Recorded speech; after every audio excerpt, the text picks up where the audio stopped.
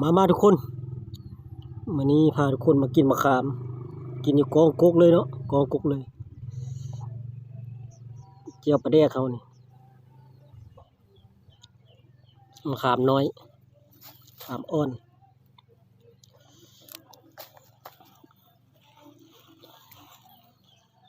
นี่เป็นเจียวปลาแดกเขาเนาะ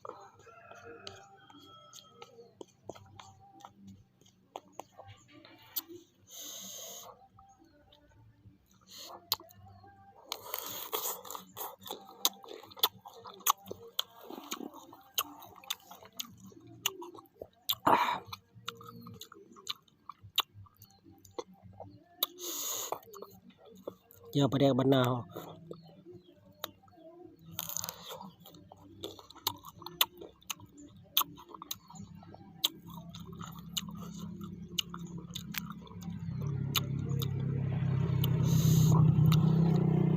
มะขามน้อยขามน้อยกำลังเป็น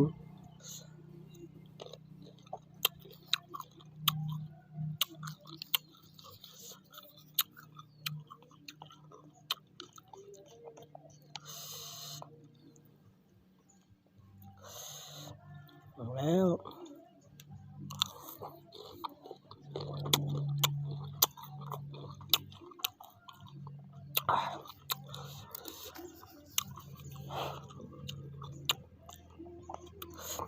กองกกเลยมันกองกกมะขาม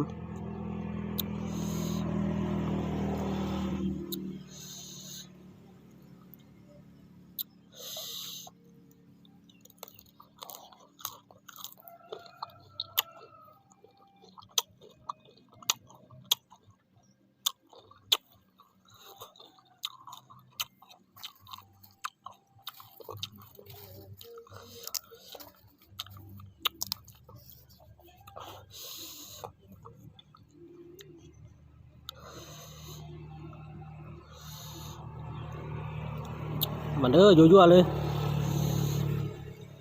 ยั่ว